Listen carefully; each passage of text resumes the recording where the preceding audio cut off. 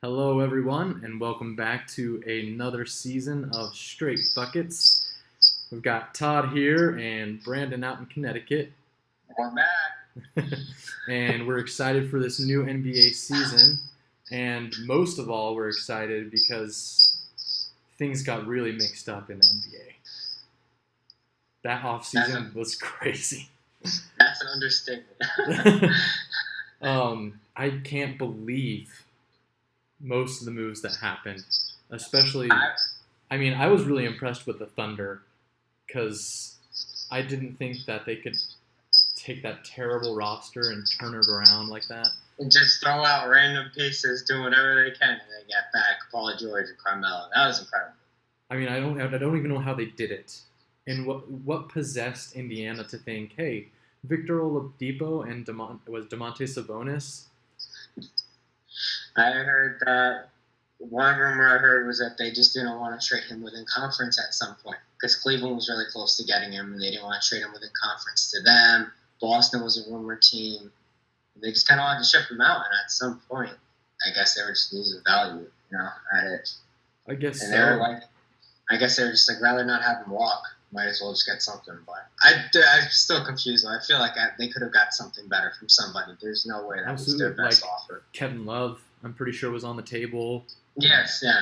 In Boston, I'm pretty sure Isaiah Thomas or someone of the sort, Avery Bradley, was on the table. I'm sure like a Bradley, maybe a pick or something like that. But instead, I don't know. Instead, they got Victor Oladipo. He's good. It's a hometown favorite, right? Didn't he play in Indiana for college, right? He did, but still. They were going that route, but... I guess they're just going into full tank mode and building around Miles Turner, I guess. Yeah. Which is very interesting, just to look at how that team was constructed just about 3-4 years ago, competing in the conference finals on a consistent basis. Getting the number one seed in the East. Yeah, and now that whole team is decimated. There's no Teague, there's no George, there's no David West, there's no Roy Hibbert. I'm like, you can barely recognize that team. I can't name you the starting five on that run. I can't name you what's the starting fives in the East. I really can't. Everybody decided to go West this year. I don't have the statistics to back this, but this has to be probably one of the most, if not the most active offseason of all time. Like, how many moves were happening? It seemed like there was a blockbuster move one week and we tried to talk about it, and we barely get a few days, and all of a sudden another round. Yeah, it's ridiculous. I can't even. First of all, the Thunder got drastically improved, and I think Russell Westbrook, he might play a little more efficiently now that he has someone to pass the ball to and take less shots. Yeah. Well, guess what? The shots that will go to Andre Robertson and I'll go to Carmelo. So I think that's enough. Which reminds me, did you see that when Chris Paul just waved off Robertson at the 3-point line? That was hilarious. What amount of disrespect. He was a solid shooter. He said, get out of here. You can't have that. That's so funny. Someone else did that. It was the Raptors were playing. Well, I think it was Valanciunas. Valanciunas decided to shoot. And Andre Drummond was like, "You shoot that ball." Everybody's gonna start doing that. Oh gosh, it was really funny. And well, speaking of off-season moves, another one that really surprised me. I mean, as a Cavs fan, let me ask you: how did you feel when Kyrie just said, "Hey, I want out"? I couldn't be more confused at all. At least with other situations, people have tried to compare it to like the Russ and KD situation. Even though it was kind of surprising too that he went to Golden State. I mean, people were kind of like, "Is this dynamic really working?" KD's kind of like low key. Westbrook's more of an extrovert. They kind of seem to butt heads. Who takes the last shot? Those whole arguments. It was on the table that it was possible, and he was a free agent. Kyrie still had 2 years left on his deal and came out of nowhere and said, "Yeah, I'm trying to be out." And that was just kind of really surprising because it just seemed like everything, like, this really good chemistry. I listened to Richard Jefferson and Channing Frye's podcast, which is really good, but that's another side note. I think that's over because they just traded Richard Jefferson yesterday, and I'm devastated. But because I love Richard Jefferson, man. But yeah, with the whole Kyrie thing, it was just so confusing as to where this was all coming from. We never really got a clear answer. And then a few weeks after, he's the one that calls up Stephen A. and says, "Can I be on First Take?" And then it just seems like he was just running around and not even answering any of the questions. So I was so lost on that situation. But, you know, he's now the enemy, so we're playing against him. But as a fan of the game of basketball, he's still amazing, still one of my favorites. All the best to him, except when they play us. So For real, well, I can't really understand his mentality coming from playing with the best player ever. You know, how many opportunities in your life or do you get that? or any player ever gets to say, "Hey, I played with LeBron and I won a championship with him. I've gone to the finals 3 straight years with him, and now he's like, I want to sacrifice that to satisfy my want to be the guy somewhere." I mean, and it just, you want to know what it's starting to sound like, even though, you know, again, kind of different. It's almost starting to, it's the beginnings of sounding like how the KD and Russ thing started after he made his move to Golden State. There's a lot of times where either the two were interviewed right after the move, and KD was making those subtle jabs towards Oklahoma, and, you know, Russ was like, "I'm just going to keep my mouth shut," whatever. But it sounds like Kyrie's starting to fill that KD role of making those subtle shots. I think it was the other day after the game they asked him, you know, "What's the difference here?" And he's like, "It's way better ball movement." It's a real sports city here in Boston, jabbing Cleveland fans. And it's, yeah, you know, it's like those are those kind of comments. Like, you know, you're not making a direct one at Cleveland, but the way you make the comment for Boston then transacts to, you know, you're going back at Cleveland with the opposite. So it's just, it's really confusing. It sucks, and and, you know, there's no solid answer. What was it? You know, people are like, "Oh, you know, he didn't want to be under LeBron anymore, like, you know, in the spotlight. He wanted to play more of a point guard role because he felt like LeBron had the ball in his hands too much. He wanted the ball moved around more, yet I think he led the league in isolation points per game or something like that, so it's not like he struggles in the isolation, and it always seems like he thrives in it." And I think another thing was that, I think one of the bigger things was that he kind of could see some of the writing on the wall that maybe LeBron is on his way out, and everybody always wonders how come Kyrie never does well with this lineup when LeBron's out. You know, I guess it just doesn't fit him. Kyrie, I guess, wants to do more of that up and down running offense, and Cleveland seems to have more of an half-court set kind of thing going. So maybe he was just like, "I'm not playing with this old roster. I want some young guys. You know, I want to build something. I can't just stay with your leftovers if you go to take off how you want to play." So he's still only 26 too. Like, yeah, I mean, and he's in a bigger market. Maybe it'll help his brand out more and stuff like that. You know, he's got the Uncle Drew movie coming out next summer, which is always there's little short clips on YouTube are always entertaining. So I'm sure that's going to be a big hit for him. So, you know, good for him and whatever he decides to do from this point forward. Just gonna leave that being okay. But that being said, though, how do you feel about his fit with Boston? But his fit with, well, I mean, it's so recent, it's so new. Like, we still have a lot of time to see how this goes over. But at least in the beginning, it seems like they're doing well. I've seen some clips. It looks like they really got a lot of good ball movement. They have some plays moving. They got everybody kind of involved and stuff like that.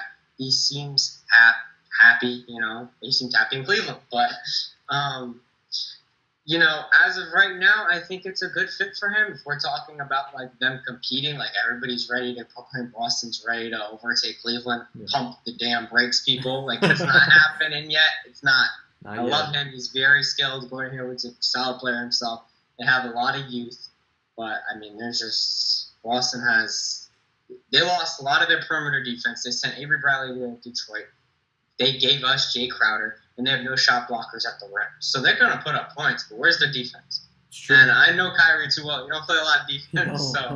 We got Marcus Smart. He's a good perimeter defender. They do. And Gordon Hayward's actually a really good defender as well on the wing. So Yeah. We'll see. But the post is the problem. I mean, Marcus, which one went there? Marcus Morris? Was it Marcus or Markeith? Oh, which one they have? I don't want to get this wrong, so I'm going to say they're twins. Marcus, it's okay. But we're going to figure this out. Marcus. I think it's Marcus. Marquise with Washington. Marcus. Yeah. No. Yeah, Marcus is on Boston. Okay. Which he's decent on defense, but Al Horford isn't going to give you defense. So the post is where I'd be concerned. So. And who's better at attacking the rim than LeBron James? Exactly. So they're going to have their troubles. And, I mean, at least for Cleveland, Derrick Rose looks like he has legs fully under him. It's very explosive. I don't, knock on wood, hopefully, the boy stays healthy, but he's been balling out so far and it's very interesting. And Dwayne's been playing pretty well. Yeah, Dwayne looks good. Season. He looks good. He looks like he's got a little bounce to his step. He feels like he's on a competitive roster again after a few years. He looks like a new man. So yeah, I'm really excited for this season. We'll see. Really excited. With that being said, let's go on to the Rockets, who are hoping to score Carmelo Anthony, but now that they didn't, how do you feel about CP3 and James Harden meshing together? D'Antoni the other day said that's a good problem to have. Yeah, but absolutely. Well, to your point of Carmelo, I think the biggest loser in this situation, ironically enough, is Chris Paul. Mm-hmm, he was probably told behind closed doors, we have a pretty good shot at Melo. And they had been, how many times was Houston flirting with New York all offseason that we're going to get Carmelo Anthony? And they came to so many close deals. There was one time there was a deal like, they're about to close the deal. It's going to happen by the morning. And then the deal blew up. And it was just always something. It was like, when's this going to happen? So, yes, on Houston's take, it's a good problem to have. You have two of the best ball handlers in the league, two of the best seems to be floor generals. Harden made a huge improvement going into last season. Everybody was like, he's ball hog, he doesn't pass the ball, and he led the league in assists. Yep. So good for Harden. It's going to be interesting because, yes, you have another guy that can help you score and take over the game and isolate. But I still feel like Houston, and this is going to sound really weird, has too many singular specialists on their team. Like, they have is too much shooting a problem? I don't know. In this league, is it? I mean, in this league, I wouldn't think it's a problem to have too much shooting. But I just feel like they have more shooters than any other team. I mean, Golden State's, they're both, I guess, pretty much right there. But the difference with the Golden, what I've been trying to tell everybody is the difference between Golden State's, shooting and their players compared to Houston is that Houston, other than Harden and Paul, they're just specialists. Yes, the guys in Golden State can shoot, but if their shot's not going down, they can get to the rim, draw fouls, score points, create plays. I feel for Houston, I think second round, third. I thought they were going to be conference finals until Carmelo ended up in Oklahoma. And now I feel like they're just going out in the second round. I feel like they're going to end up matching up with Golden State at some point. And I feel like their best case scenario is they're going to lose in 5 to Golden State because I feel like the one game they're going to win that I'm giving them is that all their guys, it's going to be one of those games where everybody's on fire and nobody misses for Houston. Definitely. But in the playoffs, shooting doesn't always keep up at that high of a rate as it does in the regular season. So it's a drop off. And if guys are used to aren't hitting their shots, they're not, I don't know, I don't see them getting much farther than the second round at this point. I'd have to agree with you on that. And with that being, with what you said is very true. And I feel like there's two teams that can cause a problem for Houston in the playoffs, and that's OKC because they have 3 really good players. I mean, Paul George's defense is subliminal, and not only that, you're playing Carmelo as stretch 4. Yeah, good luck, Ryan Anderson. Good luck. Yeah, you're not handling Carmelo. And not only that, but let's look on a team that we haven't talked about yet, the Minnesota Timberwolves. Oh, I was thinking about them. Yes. With Jimmy Butler there now, and Andrew Wiggins with his brand new super contract, and Karl Anthony Towns, Jeff Teague, better by the day. Jeff Teague, someone better than Ricky Rubio, finally. This team looks so good and so formidable, and I feel like they're going to be a lot better than people think. And I think they're actually, this is my hot take, I think Oklahoma City's not going to play up to about as well as everyone thinks, because I feel like they're 3, on the offense at least, they're 3 ball-dominant players, and they all need the ball in their hands, so I don't know how that'll work out, but I feel like the Minnesota Timberwolves will. Tom Thibodeau is a genius. I think he's one of the best coaches. I mean, last year struggled. It's okay.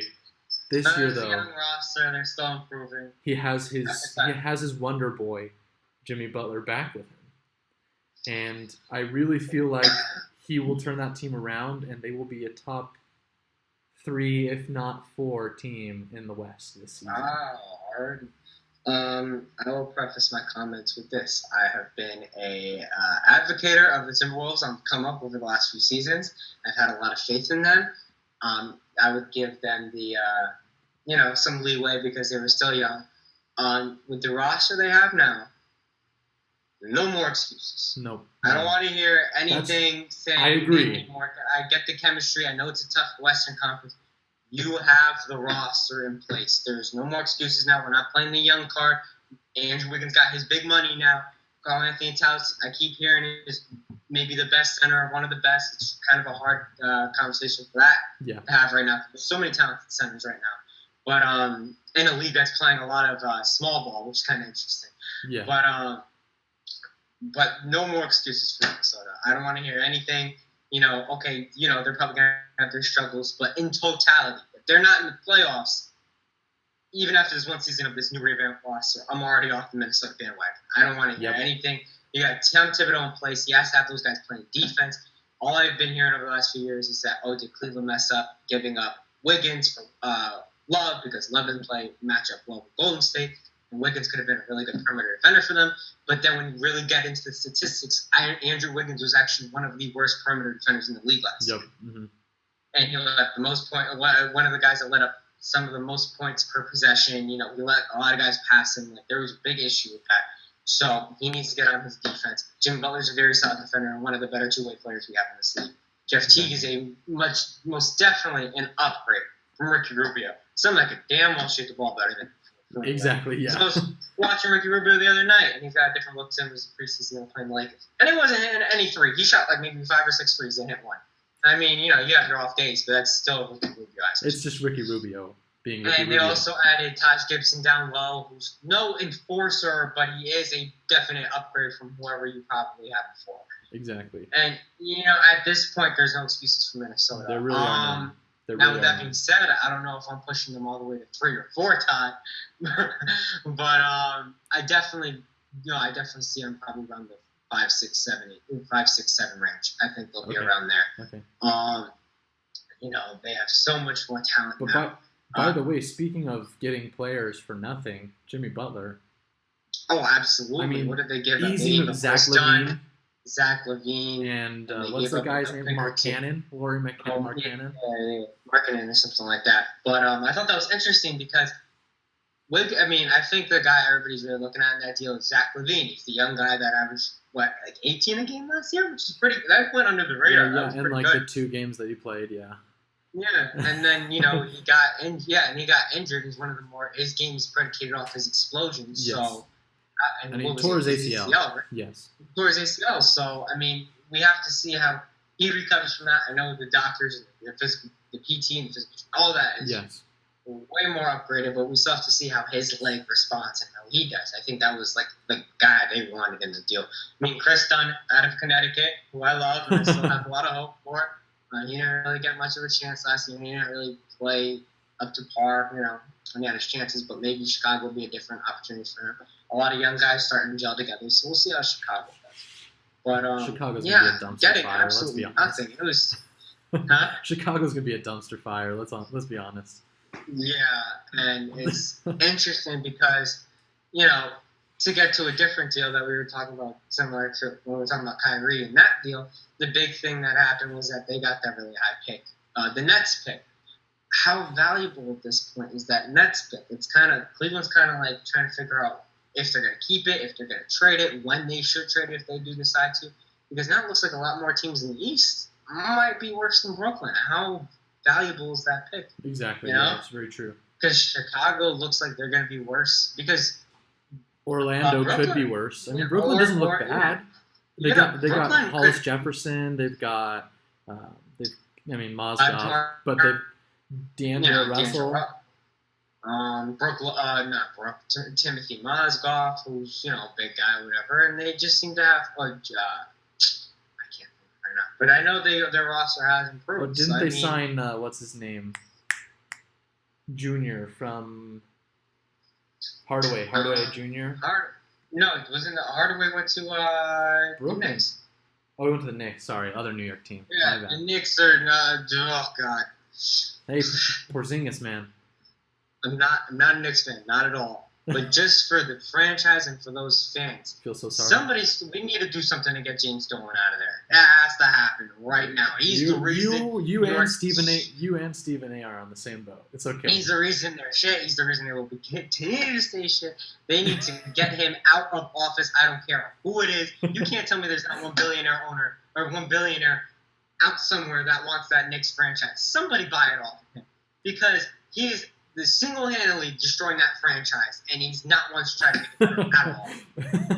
It's. I'm not even a Knicks fan, but it's so aggravating just to watch it from a distance. How dysfunctional a franchise can be, how they handle themselves, how their whole argument has been, we're trying to get all these big contracts off the books, but you bring in old-ass Joakim Noah, who's beaten up last year on a big-ass contract. You bring back Tim Hardaway Jr. on a deal way more than what he's worth, even though I have a lot of faith in him and I like him as a player. Yeah, I do like him as a player, but you paid him way too much. And what roster are you running out? You have Porzingis, who you've had a lot of issues with, and Phil Jackson pretty much was a bigger reason why you find yourself in this situation now.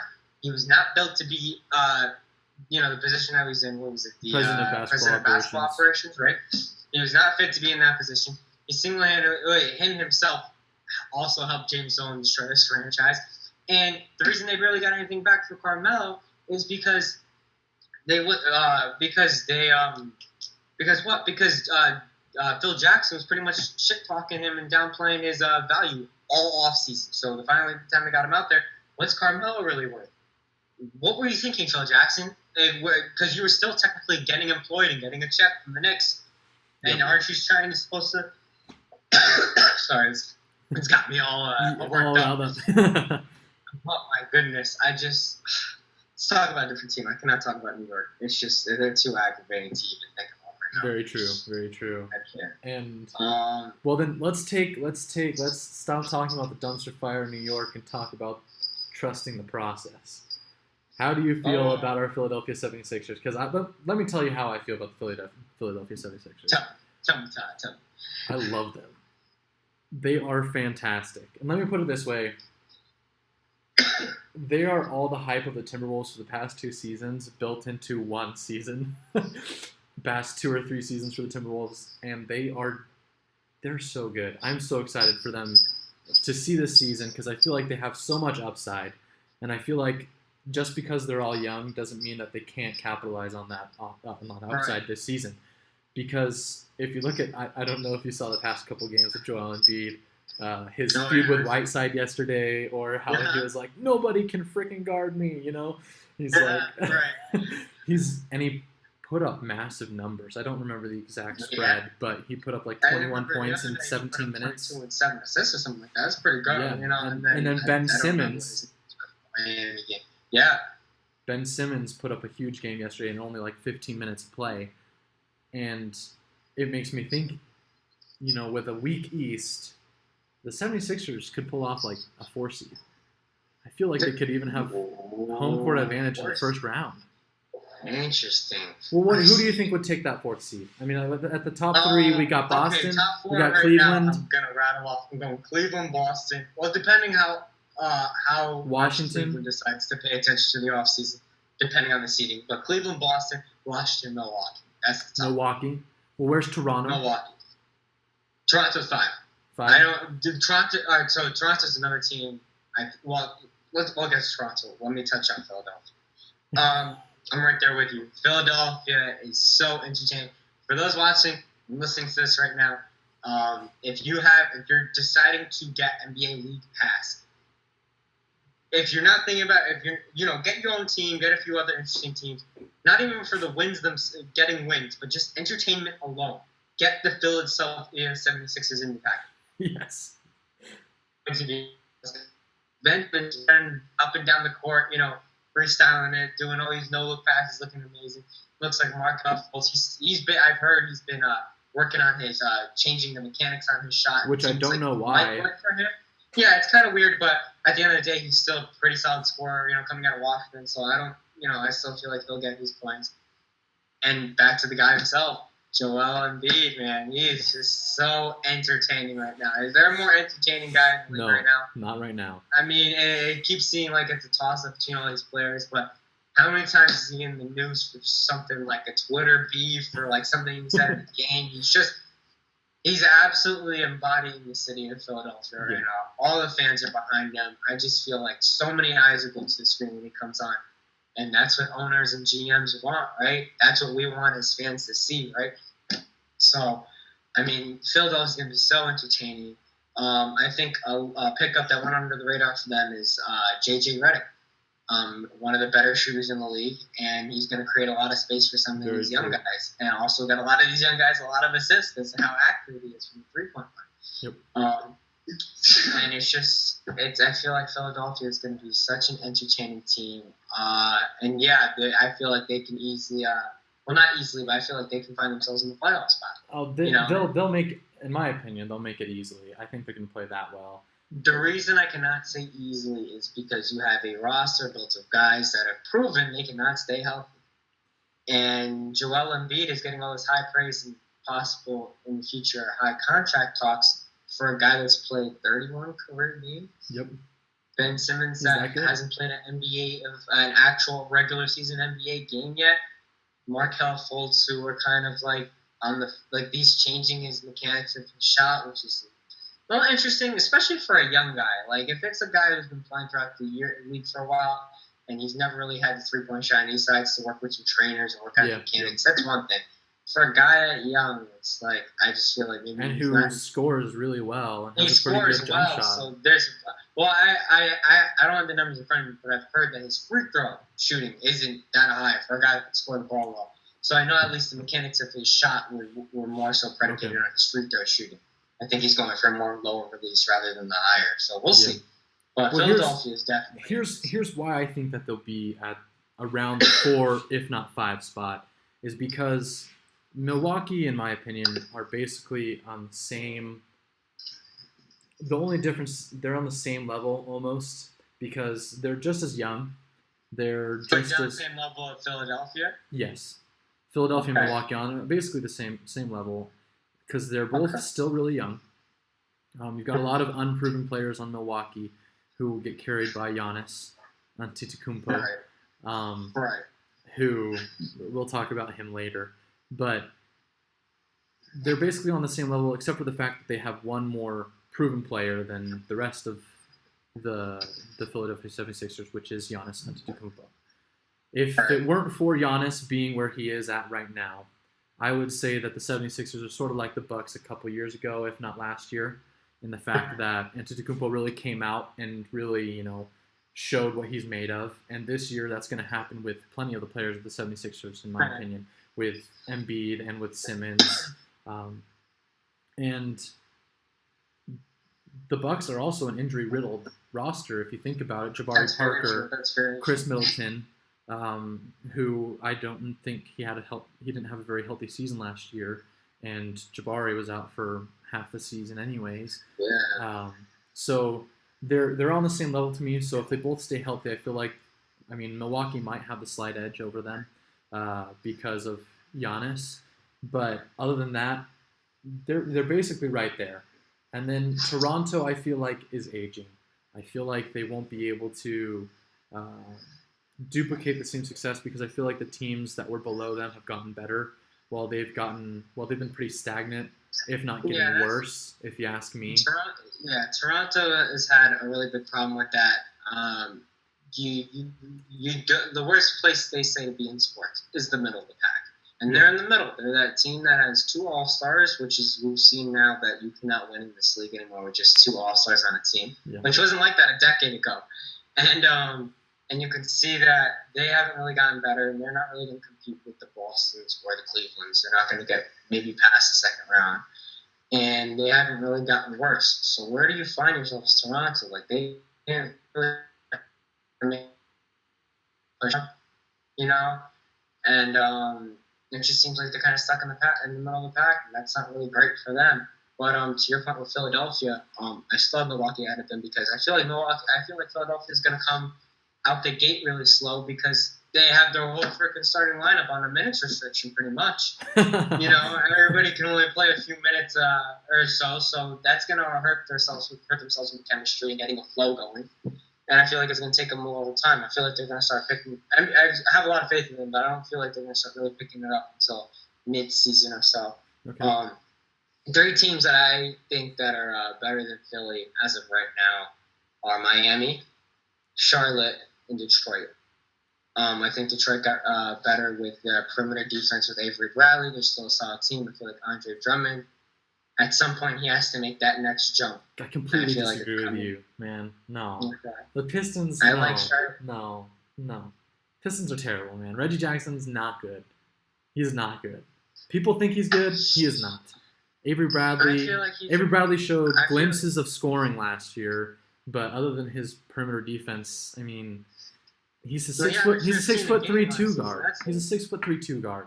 He's a good defender, but he's not going to be scoring tons. And then who's scoring on that team other than Andre Drummond? And when you have only the center who's supposed scoring, he can't stretch the floor either. He's just a very normal center. He's good, very good, but he's just a very normal built center. I mean, yes. They're not positioned to succeed because Reggie Jackson, he can't shoot the three. Avery Bradley is suspect to not shooting the three very well. He showed glimpses last year of doing well behind the arc, but other than that, I mean, they don't really have anyone. And I can't see them being better than the 76ers this year. Miami, if they play as well as they did, Miami has a lot of depth. If they play, who's got hurt towards the end of last season. If they play as well as they did in the second half of last season, then yes, I could see them being better than 76ers. And I can see that happen because I've seen glimpses and I saw Whiteside.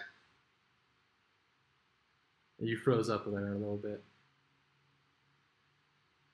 Towards the end of last season, on his shoulder, need any more chip, and he's gotten one. So I mean, I have a lot of faith in him. And when it comes to Charlotte, I have a lot of faith in Kemba Walker.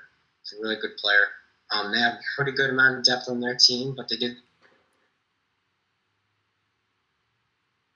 Hold up a second. But Dwight Howard is not the Dwight Howard of old, but it's still Dwight Howard.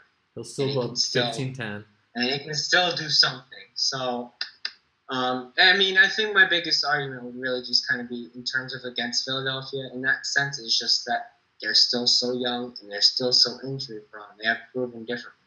Okay. And the minutes, it's just, you got to be on the floor to produce. And if all of you have a all minutes restriction, that's not great for a roster, And it's gonna might start to create a little tension because these guys are gonna get anxious and want to get out there on the court.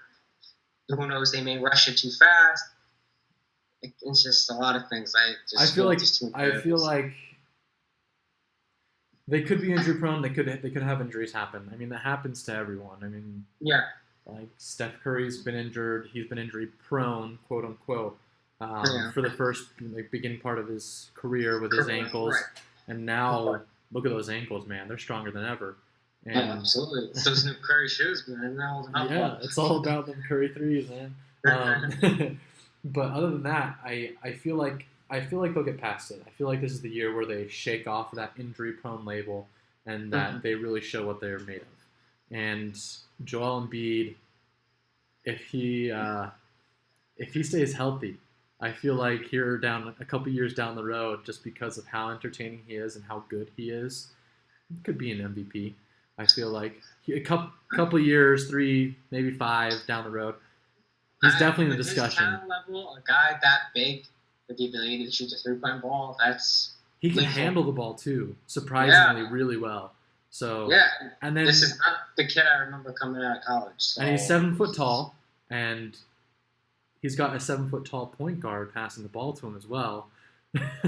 I saw a clip of their game where Embiid was out behind the arc, and Ben Simmons was fighting for post position, and he looked like a center out there. Interesting. That's funny. Well, I mean that adds more to Philly's what they can do with that roster. Yeah, Those it guys really are so does. interchangeable and the abilities that they have. So that could be really cool. Absolutely. So, taking everything that we said, the playoff picture for you, tell me how it ends up in the East. In the Eastern 1 through 8. Conference, 1 through 8. I'm gonna say, knowing how Cleveland runs their roster, that they're not gonna be the first seed, even though they have the best roster in the Eastern Conference, because LeBron led teams can't give a shit whether they get the first, second, or third seed. It's where he's gonna end up. So I'm gonna go Boston 1, Cleveland 2, Washington 3, Milwaukee 4. I'm gonna go Miami 5. It's tough. I'm gonna go. Oh, never mind. Not what I say. Miami. I'm gonna go Toronto 5 and Okay. Miami 6. Charlotte 7, and I'll say Philly squeaks in at 8. Okay. You've made a pretty enticing argument right now, so I'll say Philly squeaks in at 8. That's my job. That's my job. For me, I'd say it goes Boston 1, Cleveland 2, sure, Washington 3, Milwaukee or Philly 4 or 5 between the two. I'm not going to say High either. praise for Philly. Yes, I do. I have high expectations this season for Good. them. All right. And then at the 6, I put Toronto, Miami at 7, and then at 8, I don't really care. Is that right? I really, really don't care. At that point, I mean, maybe the Hornets. I really don't think Charlotte's going to be that great. They're okay. Don't get me wrong. Gilchrist, you got Kemba Walker, Dwight Howard. And Kemba Walker's good. So, yeah, they can get the 8 seed. In a weak East, they can get it. They remind me of like the Monte Ellis, Brandon Jennings, Milwaukee Bucks back in the day. Sort of just sneaking in the playoffs for some reason. I got you. And yeah. Yep. So let's go to the harder discussion now. How does the West turn up? How does that turn out for you? Say that one more time. It froze on me. Oh, that's fine. The West. How do you think the West will turn out this year? I don't think this one's going to come as any surprise. The team that is on your shirt will finish first. And they'll probably, I don't think, you wouldn't think it's possible for a team to get more wins than they have in the last few seasons. And God, the more chemistry each season, they've added more depth. We could see them beat that, 73?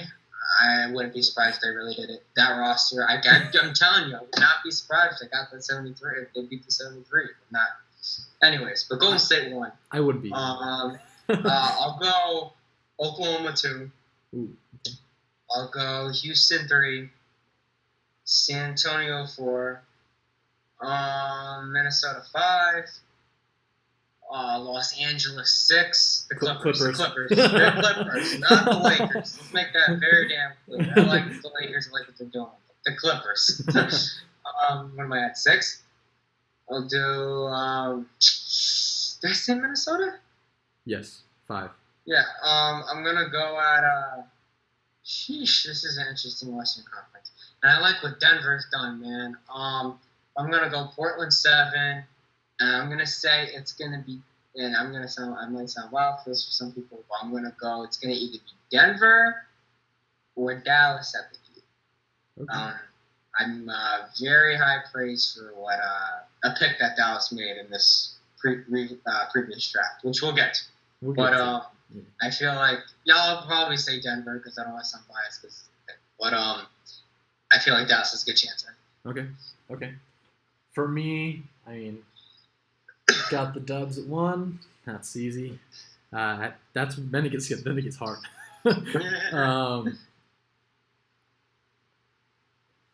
I've told myself that I will never bet against Greg Popovich ever again in my life. So, well, at least until he's retired. So I'm going to go with San Antonio at 2, just because. Very high. Yes. I will never bet against Greg Popovich. Yeah, but But you got to look at how much worse all the other teams were. There was Golden State a drop off, San Antonio a drop off, and then the rest of the pack last year. And but you got Kawhi just still recovering from injuries, and I mean, other than Kawhi at this point, what do they have? got LaMarcus. LaMarcus doesn't. I mean, I heard he had a conversation with Pop. Maybe we'll try to integrate him in a better way, but he just doesn't seem to fit the San Antonio mold.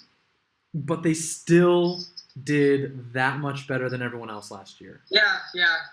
But all That those much other better. teams did get a lot of stars, But it will be close. I'll put it this way: between between the 2, 3, and 4 seeds, I feel like it's a toss up. I feel like they can. I mean, it's just going to be a couple of wins between each one. I really do. So San Antonio at 2 because Greg Popovich is Greg Popovich. At 3, I put the Oklahoma City Thunder with the Rockets at 4. 5 has to be Minnesota, even though I could see them jumping up into that top 4 conversation. At 6, I am not high on the Clippers this year, even though Milos Teodosic looks awesome.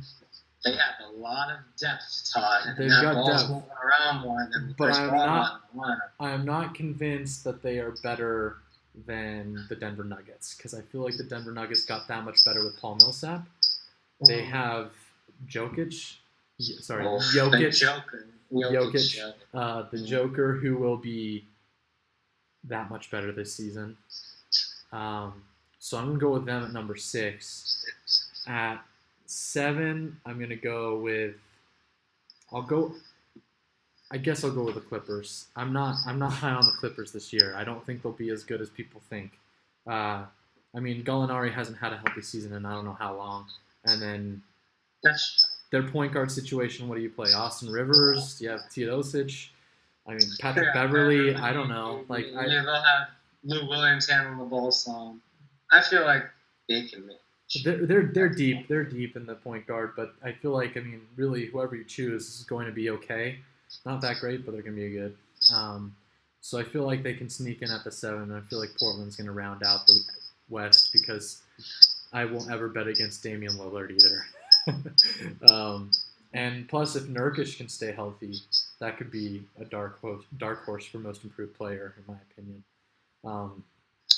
But with that being, let's move over to our predictions for the awards, because I'm really interested to hear your takes about all these awards. But let's start with something you're really passionate about, with the Rookie of the Year. Who do you think? Oh, yes. Who do you think will be the Rookie of the Year? And make your best argument. Okay, my Rookie of the Year is Dennis Smith Jr. This kid he hasn't ceased to amaze me every time he steps onto the court. He's brought a buzz to Dallas, which is very entertaining. I mean, it's just preseason, but it seems like every time this kid gets the ball in his hands, and the Dallas's bench is in the back corner, they are all standing on their feet because they're like, this kid's going to cross somebody up. He's dunking on the center. He's pulling up from 3. Very entertaining. But the real argument I have is that compared to the other rookies, I really like the situation that he's in. If we run through the other ones, Lonzo Ball obviously is a lot of people's front runner. I love him. I think he's going to be a really great player in this league. There's been a lot of comparisons to him. I think the one that fits best is Jason Kidd. It's a taller point guard, whatever, has very good passing abilities, needs to improve on his shooting from he's a better shooter than Kidd was coming out, but still can improve from the 3-point shot, especially knowing how vital that aspect of the game is at this point. Correct. But I feel as if that team is too young and they're not going to produce. A guy that I'm not going to get to it because I know that you we'll get to it in your take. But another guy, De'Aaron Fox, he's literally the younger version of John Wall. I mean, both out of Kentucky, but he's just lightning. This kid flies. Like, just 5 inches shorter, that's all. Yeah, he's oh my goodness, flying around the court. He's a really good player. He seems like he's getting his niche in the league. He seems like he can score the ball well. He's been finding his teammates well. They have a really good, interesting young roster. But again, young, not enough experience, and they're not going to get a lot of wins. Who else do we have that was a high pick? Markelle, obviously, he's a very entertaining player. But again, one of his teammates, Ben Simmons, classified as a rookie this year, even though it's his second season in the league. So the two of them will cancel each other out. And I feel Dennis Smith has the best opportunity because he's on a roster that has a mix of young talent and veteran experience. I feel like they have the best chance of the group of the young guys that got drafted that are highly touted, that will get more of get the most wins. And we know a lot of these awards seem to be predicated on how many wins and how successful your team is. So I see him being high up on there, and also a dark horse to win the dunk contest. Watch out, because that boy can fly, and it's just so entertaining to watch him. Who? Sorry. Oh wait. You froze. One second. You froze for a second. Okay. Give me a second. You said which was last. I heard you say that someone was a dark horse. Who was that? I would say the dark horse to win the dunk contest is Dennis Smith Jr. himself. Dunk contest. Okay. And easily see him win a Rookie of the Year. Easily, Dennis. Okay. Yeah. I agree with you that I think he's going to do really well in Dallas because he has a team that's, there needs to be like a changing of the guard, I feel like, from Dirk Nowitzki to Dennis Smith Jr. And he will have a lot of projection. I mean, no one thinks that Yogi Ferrell's going to start ahead of him either. So, and Seth Curry is also injured, and I don't really know what's going on with him. Yeah, so, and Coach Carlisle has said that it's an open competition for the spot, but he believes that Dennis is probably going to end up with. He said that. So yeah, well, I completely agree. Too. I don't know who would beat him out because he's clearly better than those other two options. Yeah. So right, and that's very true. Lonzo Ball, he's great. I love the kid. I think he's going to do awesome. I'm not a big fan of his dad, but... Are you sure? He's so entertaining, though. He is entertaining, but I like him as a player. I think he's going to do really well. His teammate might overshadow him, though. His other rookie class, Kyle Kuzma. I'm very high on Kyle Kuzma. Yeah, okay. Let's hear your take on this. Well, I don't think... I feel like he's a dark horse. I feel like he's a dark horse to win the Rookie of the Year because he's producing so much. Is he your Rookie of the Year? No, he's not. Okay, interesting. He's not, but he very well could change my mind later on in the season. Gotcha. He's up there. He's making me turn my head. So let's put it that way. However, I do think that the Rookie of the Year this season will be Ben Simmons. And I feel like it won't even be close because he's going to produce that much. And I feel like the ankle thing was just a spoof. I don't think it's ever going to happen again.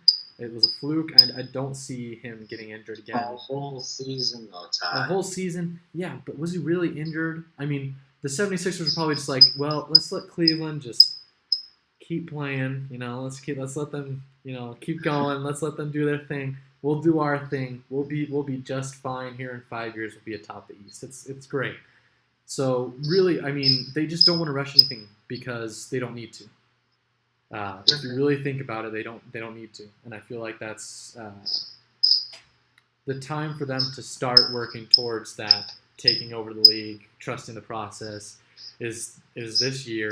And Ben Simmons will do that by winning Rookie of the Year this year. Because if you look at what he does on the basketball court, and it's not just, I mean, he's 7 foot tall for Pete's sake. He passes the ball as if he was Steve Nash or Stockton or Kidd. He just has such good court vision, and that makes me think that in the numbers that he just puts up, he can easily score. He can easily be a 15, 10, and 10 guy because he's that tall. He can rebound.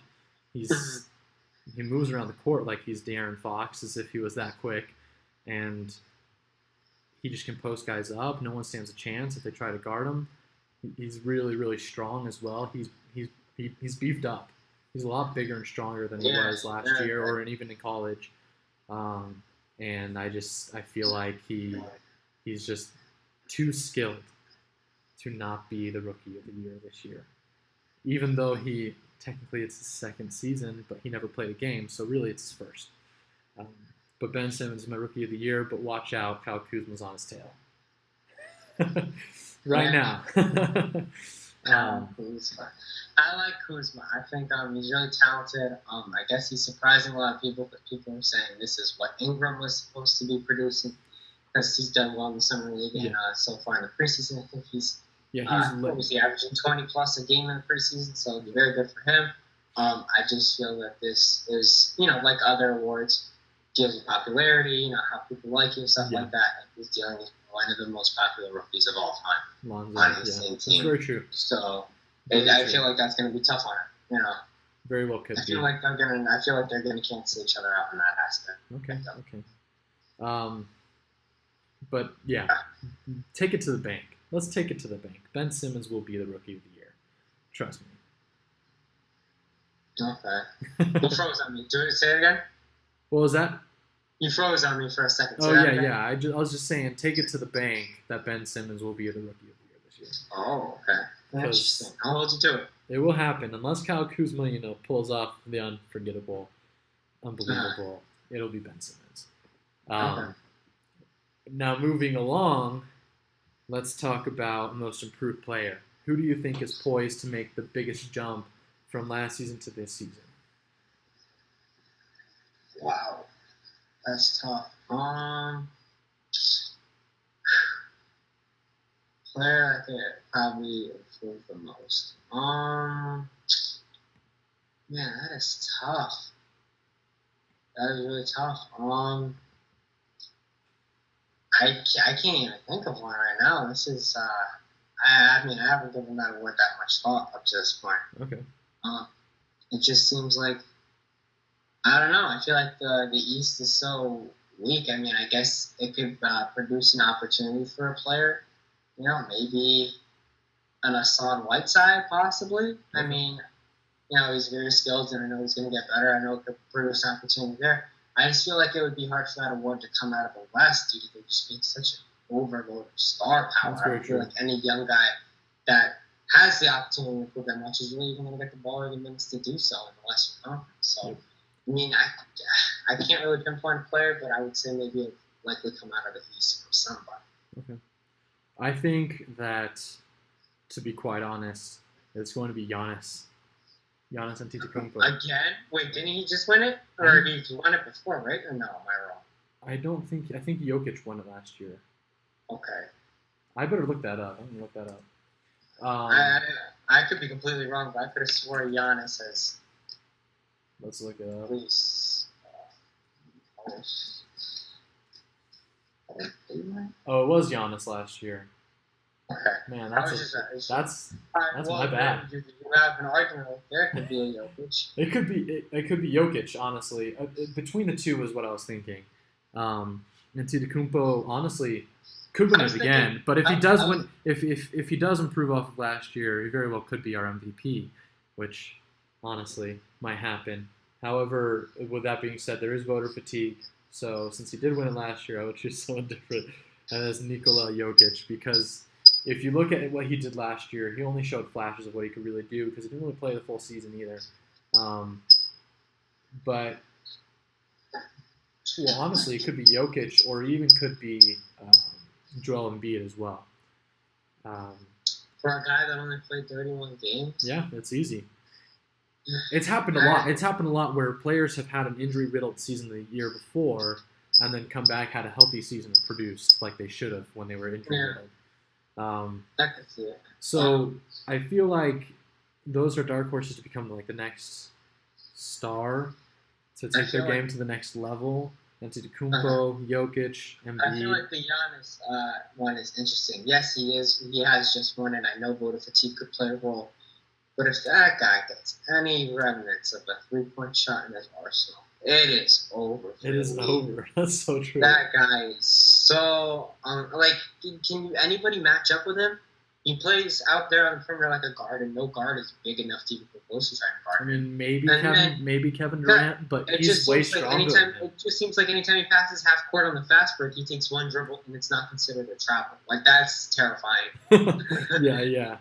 Well, I feel like the only player really comparable to him is Kevin Durant, in the fact that he's so nimble and so quick. Yeah, and long, And he has long. large wingspan. But However, I feel like Antetokounmpo is like way stronger than Kevin Durant is, yeah, and he led his team in points, rebounds, assists. Was it steals and blocks? Was it all I 5? think so. I think so. That's ridiculous. That's ridiculous. Anyways, I mean, LeBron did that in the finals, but that guy did it for a season. That's yes, a season. That's. I mean, if you really think about who was on his team, though, I mean, yeah, exactly. Greg Monroe, Thon Maker. I mean, come on. Malcolm Brogdon. Like, Malcolm they have Brogdon. a lot of good players, and I mean, again, if we were to begin to, I know we're not going to get into this, but if we were to begin talking about Milwaukee, still they have the issue of they still don't have enough shooting on that roster, and it's just The only person they really have is Chris Middleton. It's the only person they really have who can shoot the ball, and he didn't even play that well last year. yeah. So, and now let's talk about the most pressing issue and topic. Who will be the MVP of the 2017 to 2018 NBA regular season?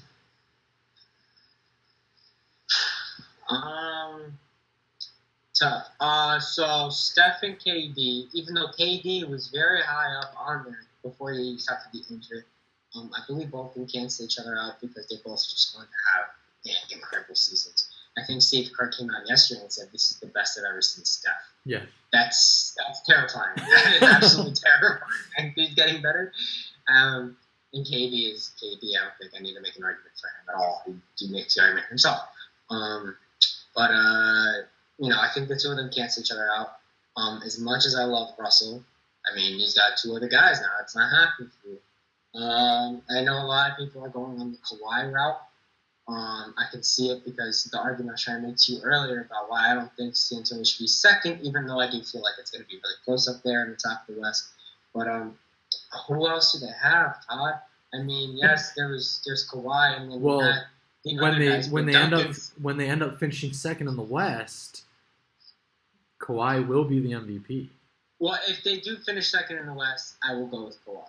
Okay. If they do, but they won't because it's I can't tell you like who else is helping him. Well, Marcus just really seems like he doesn't fit that roster. House still helps at times, if he's healthy or if he's feeling it in his legs to actually do something. Tony's a freaking show himself. Manu, I love to death, but it's time you to damn go, bro. It's time. You need to go. You're really not doing that much anymore. Patty Mills shoots threes. Okay. So yes, if he takes, even though it's Greg Popovich, he's kind of like the Bill Belichick of the NBA, Yep. where both of them kind of make the best out of whatever players they can have on that roster and make it look better than it should be. If Kawhi takes that roster second, I will give it to him. And yes, he is. I still feel like could be a very high candidate. LeBron. LeBron. He's getting number 5. Why'd you even toy around mentioning anyone else? You should have just gone straight to it. I should have just got right to it, right? Savage season 15, he said himself. I'm riding that. This is a guy that's been said, that's been on record. People have said, in the Cavs organization, this guy looks really focused. He has kind of that hunger now. Not like he didn't, but this whole Kyrie thing, I think, has added a lot of fuel to the fire. And I feel with Isaiah Thomas not being there for the first 3-4 months of the season, I feel like that's going to give him a large window to build that stat sheet and work on those stats. And I mean, they have a deep roster, and I know the NBA's done a lot of work in trying to spread out the season. We're starting the season 2 weeks early. Tuesday, everybody. For those who haven't been paying attention. Starts Tuesday.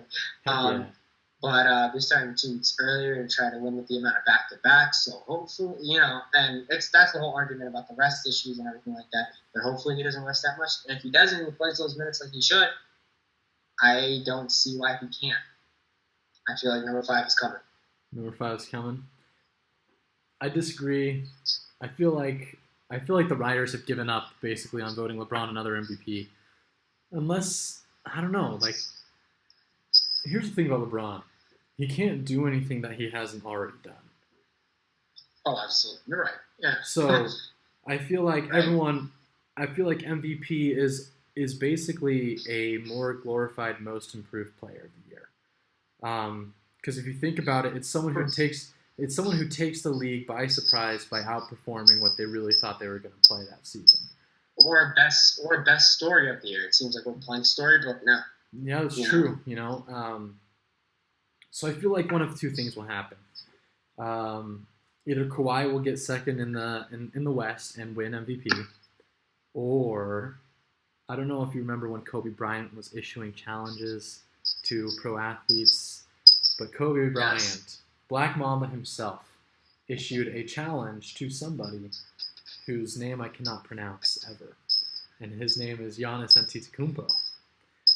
I think it was a pretty good try. Good try. And Black Mamba doesn't say anything unless he knows it can happen. Kobe Bryant would not make a claim or not challenge anyone without knowing that that person can achieve that. Oh, absolutely. So, one of two things will happen here. Either Kawhi will win, because, let's put it this way, he should have won at least one by now. He did win Finals MVP, but I feel like he should have won. Him and James Harden are sort of in that snub list of mine. But James Harden this year, I think, will take a step back from his production, honestly. With Chris Paul there, it's going to be tough. Yeah, exactly. And Kawhi will carry his team. And there's two players that really will carry their teams this year. And if it's Antetokounmpo, I never pronounce his name, and Kawhi Leonard. Those two will basically be the Russell Westbrooks of last year in the sense that they will have to do everything for their team to succeed. And if and when it does happen, I feel like those two will be atop the conversation, just like James Harden was and Russell Westbrook was last year. Because Russell Westbrook won't repeat. He won't. No, he won't. Because there's way too much talent. There's way too much talent on that roster because, they cancel each other out. Paul George says he wants to win it, but he won't because Russell Westbrook won't give him the ball enough for him to go over and win it. That's true. James Harden and Chris Paul will have more trouble than D'Antoni thinks trying to work together. And they'll get their own, but I feel like they won't work as well together as people think. A sort of Kobe Bryant, Dwight Howard kind of thing. And then after that, who does it really leave us with? You've got Kawhi, you've got Steph, KD. Like you said, they're two superstars on a super team. There's nothing they can really do that we haven't already seen either, unless Steph, I don't know, shoots 50% from the three-point line. I don't know. And KD, unless he... efficiency really doesn't matter at this point. It's sheer volume these days in the NBA. So Kawhi and Giannis, I feel like, are the two front runners for MVP this season. And if I had to pick one, I'd say it's Giannis because he's in the Eastern Conference. Oh, wow. He's in the Eastern Conference and will outperform what people expect he will. I feel like the shot is coming. It's coming. The jump shot will develop this season.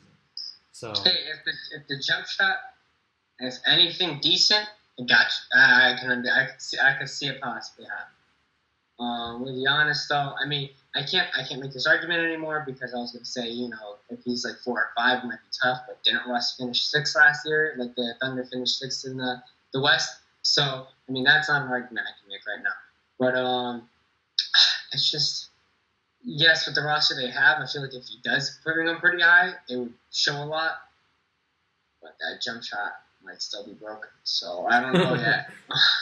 I don't know, but if he's definitely up there right now, Giannis, and he will be for the next 5 to 10 years in that conversation.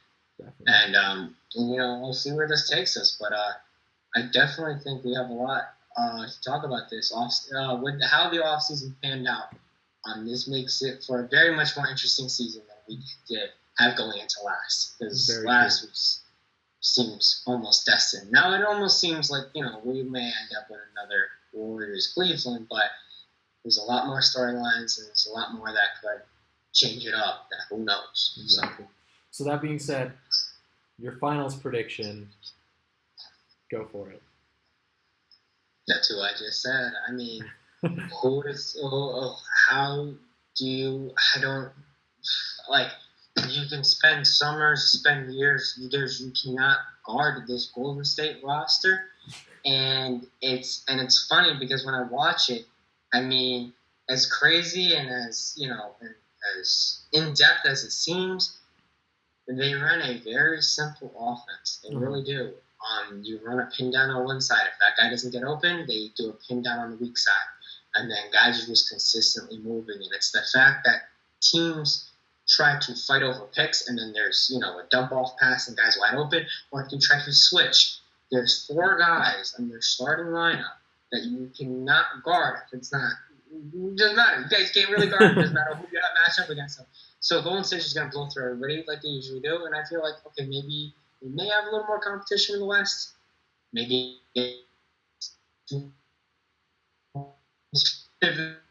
Hold on. One sec.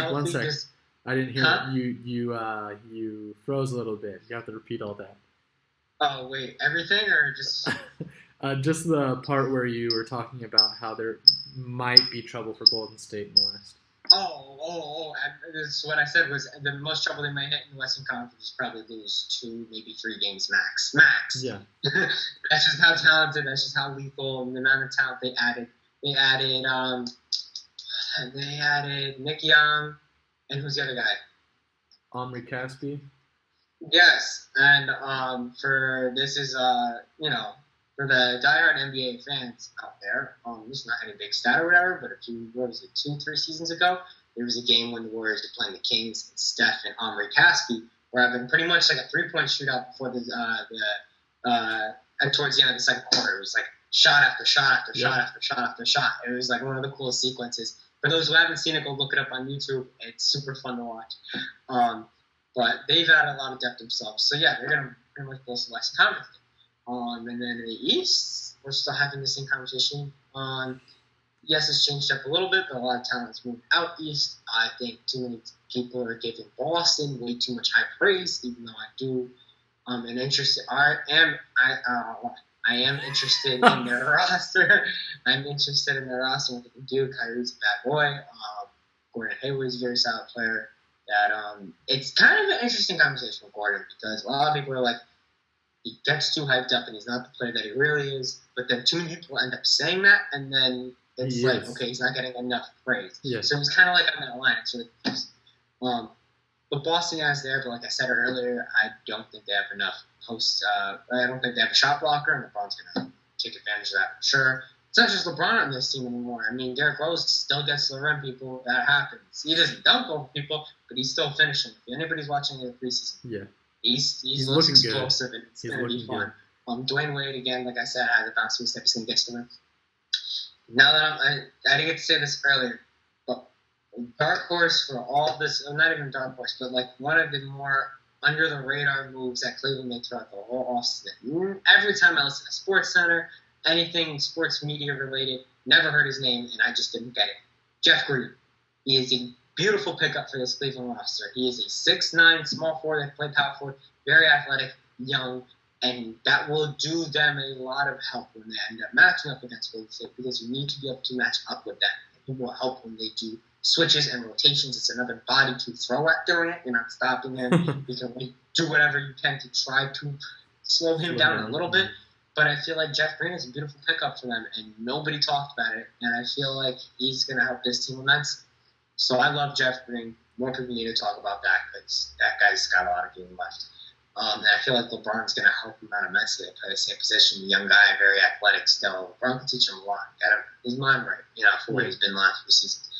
The rest of the East we've discussed, but Washington still 2 stars. John Wall and Bradley Beal, very good players, very really good players. I like both of them, and they still think that they're better than Cleveland for some reason, which is confusing. John Wall and Bradley Beal remind me of Damian Lillard and CJ McCollum. Oh, that absolutely, team, and it's funny so very similar. Oh yeah, absolutely. Those 2 backcourts are beautiful. And I forget which of the 2, if it was John Wall or Bradley Beal, but one of them came out and said Cleveland purposely tanked towards the end of last season to try to avoid them in a playoff matchup. which is ridiculous. Please don't say that, because if you really want that matchup and it happens this season, I'm tearing your heads off. It's just gonna happen. Just don't do that. Don't do that. Keep your mouth shut. Do what you gotta do. Continue to improve. I really like you guys, and I know you want to talk yourselves up, but that's too much. Milwaukee has obviously shown that they're improving, but again, not enough talent. So it's going to be Cleveland versus Golden State for part 4. And Cleveland has way more depth this time on their bench. That's what I heard last year. Just thought I'd throw it out there. So, I mean, Golden State's added depth. For those that don't know, yes, Golden State was very talented, and I know Todd is a big fan of numbers himself, and he knows a lot. For those that don't know, in the finals this past season, when LeBron was on the court, Cleveland outscored Golden State in the series. But it wasn't until the benches came out where Golden State completely obliterated them. It wasn't even close. It was really bad. It was really bad, people, as we all saw. Hold up.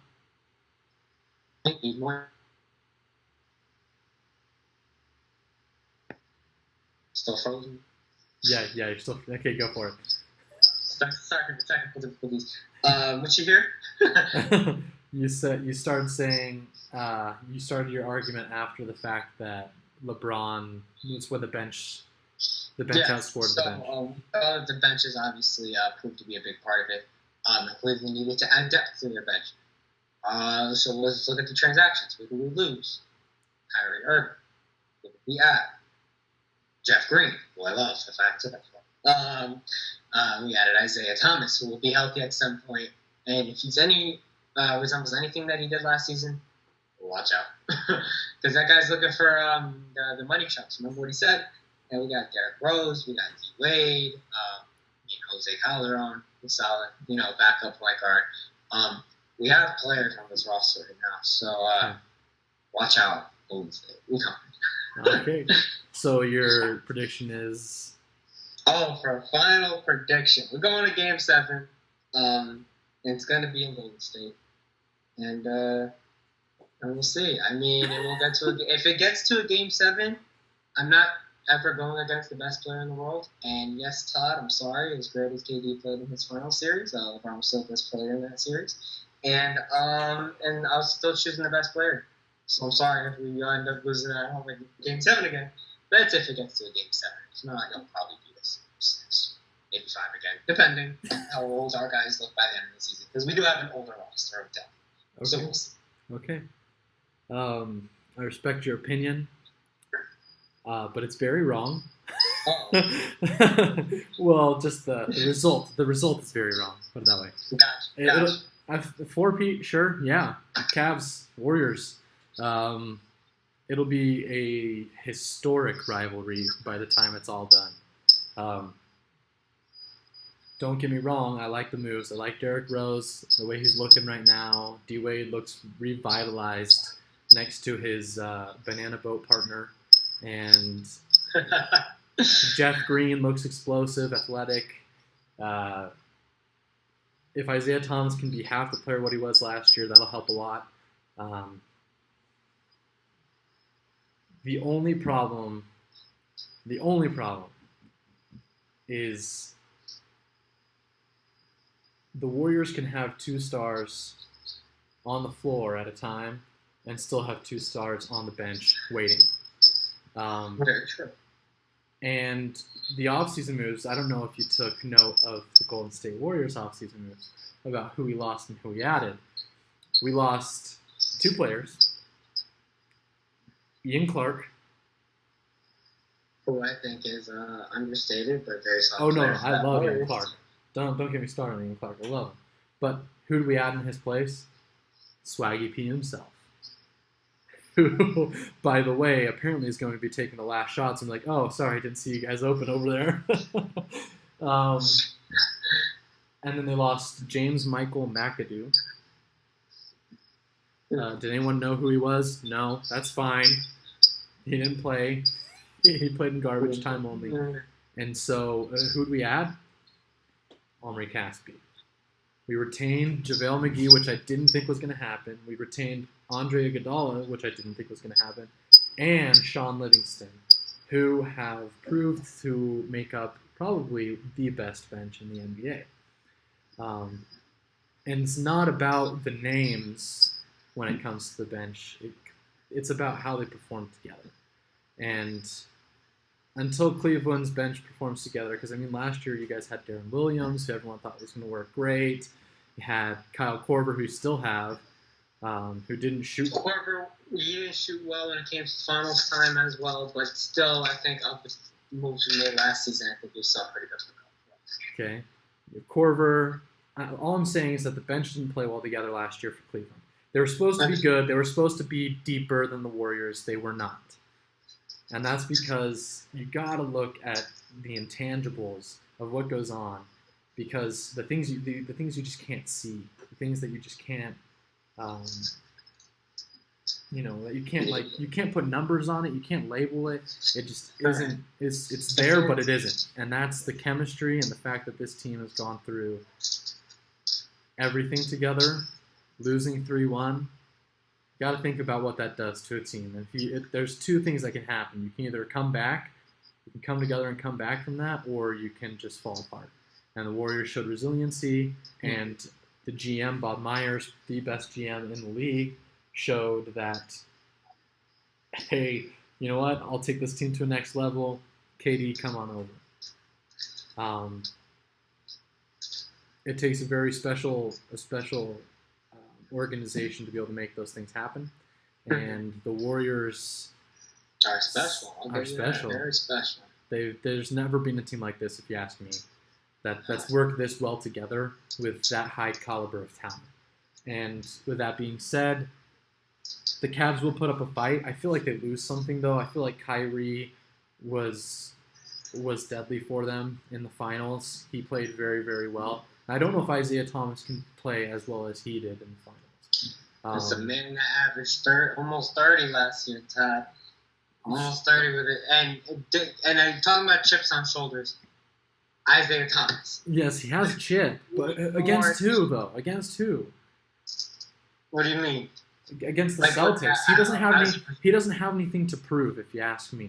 He has to prove to Danny Ainge. He has to prove to Danny Ainge that it was a mistake. But what does he have against the Warriors? Where's the chip there?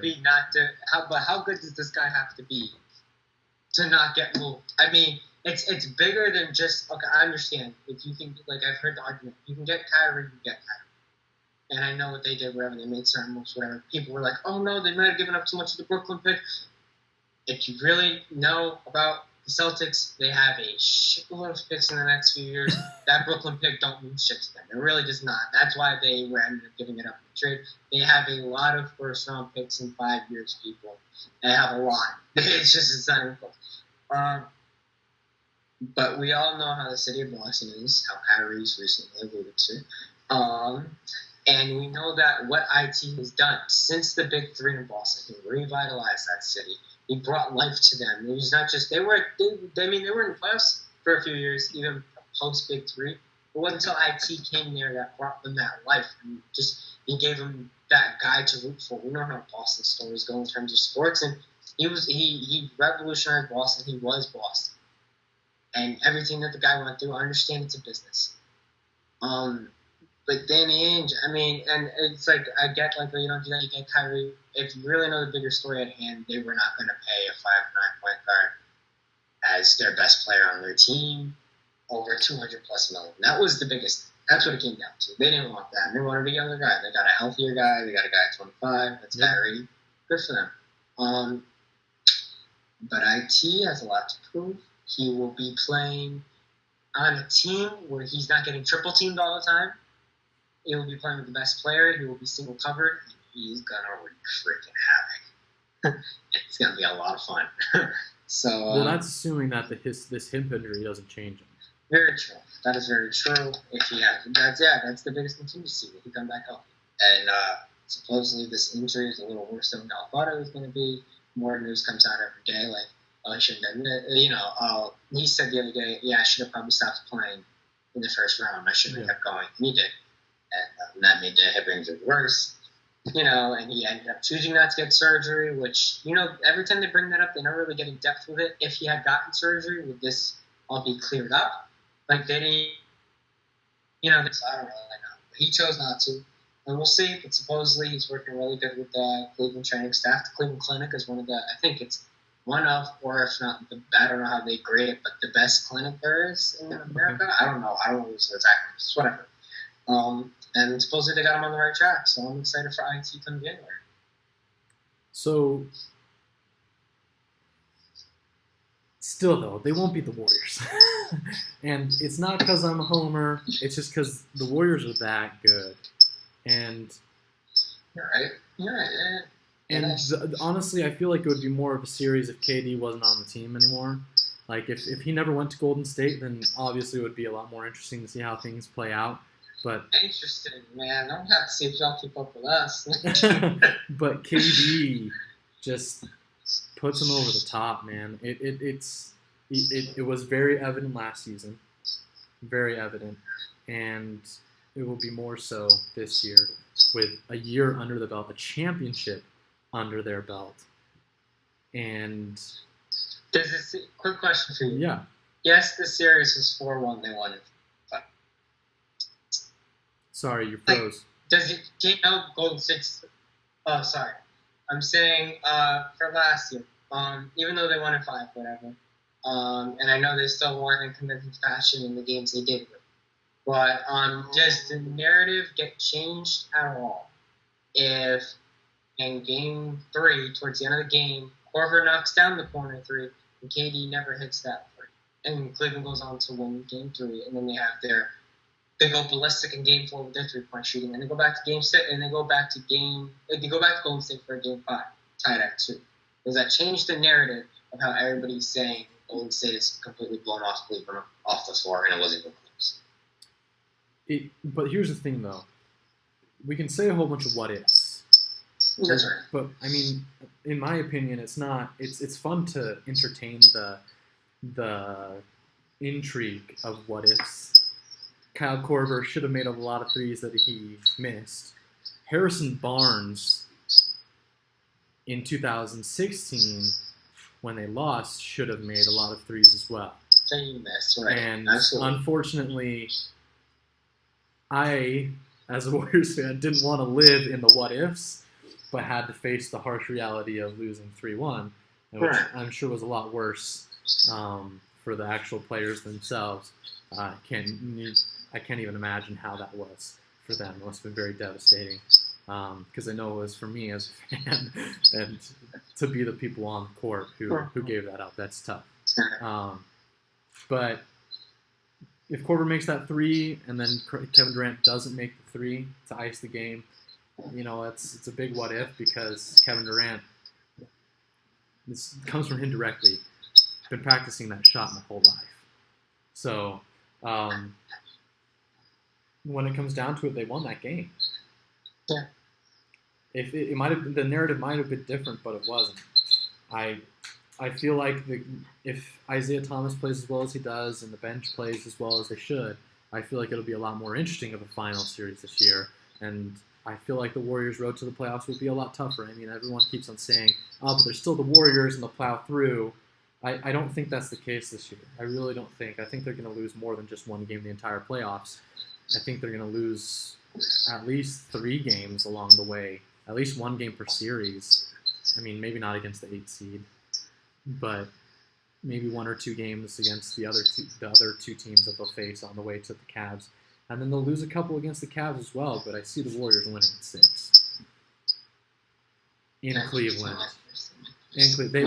They won't lose intentionally to win at home this year. Gotcha.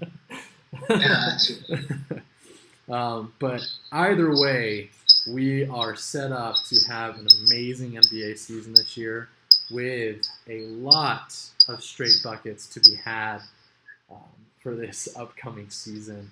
Absolutely. The debates will continue. We have a lot in store for y'all, so it's going to be fun. It's going to be fun, and we want to thank everyone who watched, and also want to thank Brandon for joining me on this Saturday, and for talking sports, for talking this basketball, and and we'll see how the season openers go this Tuesday.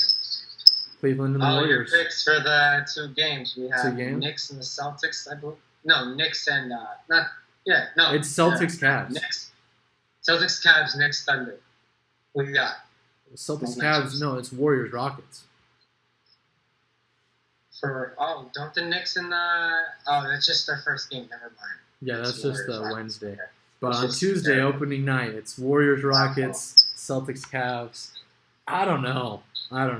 But I think the Warriors will win. I hope. The Warriors will win. And the Cavs Celtics game will be interesting. I don't know what to think about it. But I think Kyrie will go off. I think LeBron will go off. I think it'll be a punch to punch game. I think it'll be a fun one. But I mean, the Cavs should win with how Derrick Rose and D Wade are playing. Gotcha. What do you think? Golden State and Cleveland winning blowouts. Sounds great.